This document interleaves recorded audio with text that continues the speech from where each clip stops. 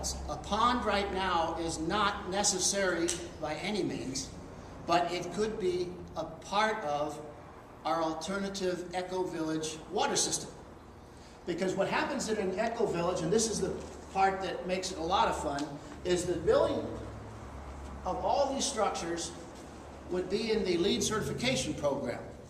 And as an architect, we're trying to have a zero imprint of any kind of negative carbon impact. So everything about our project projection is going to go green. So I bring up the only element of the two ponds as they're 18-inch in depth so no one can drown. There's an insurance bond that's required. And all the parking around them will be based as a benefit to the complex of Restaurant Row. Now, what I've drawn on the end of the street where they're currently expecting to put nothing but a cul-de-sac turnaround for the fire department is another developer's concept where we implement the 18th century homes and commercial area.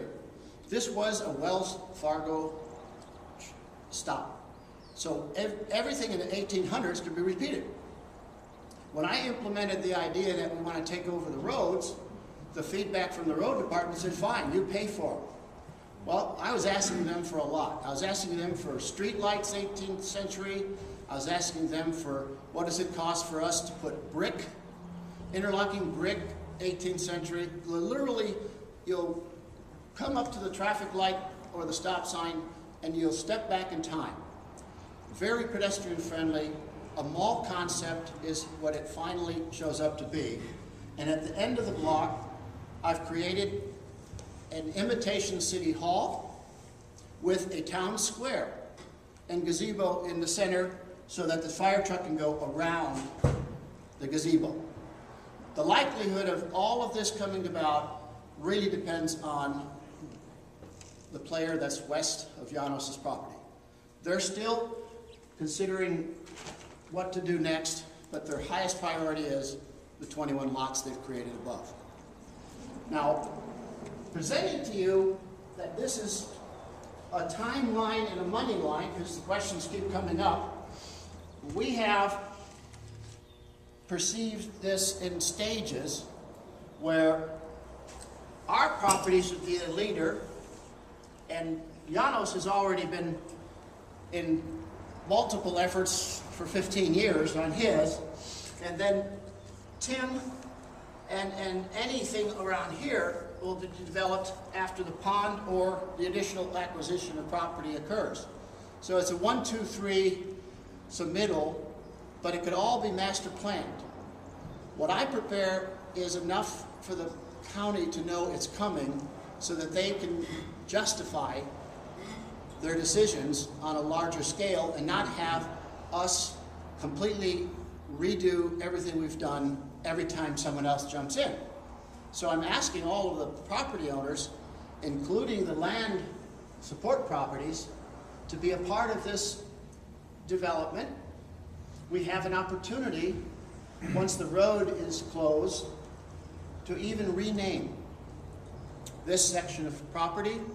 And as each property owner jumps in, I felt, let them come up with a name. Put them all in a hat, and we have a new name for our street. The idea is branding this property as a destination location versus somewhere on Mission, there's a good, cool place to go. We want to lock in our exit on the highway. We want to lock in what people will do when they get here. They'll enjoy the park, they'll enjoy the pedestrian-friendly shopping, but more importantly, to the residents around here, I want them to understand we're sensitive to what is going to happen in the next 3 years. There's going to be noise. There's going to be dust.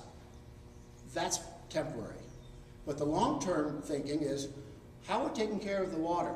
We're draining it properly. There's a lot of unfinished mitigation at this time for all of our drainage to work. there's a lot of lighting. If you're a landowner above, every one of our lights are set up so there's no glare. There's not an uphill definition of the property being changed. So reading into the fact that you're raising your family, enjoying the house, the noise abatement. These buildings are very solid, and the new green buildings will have twice the insulation, twice the glass.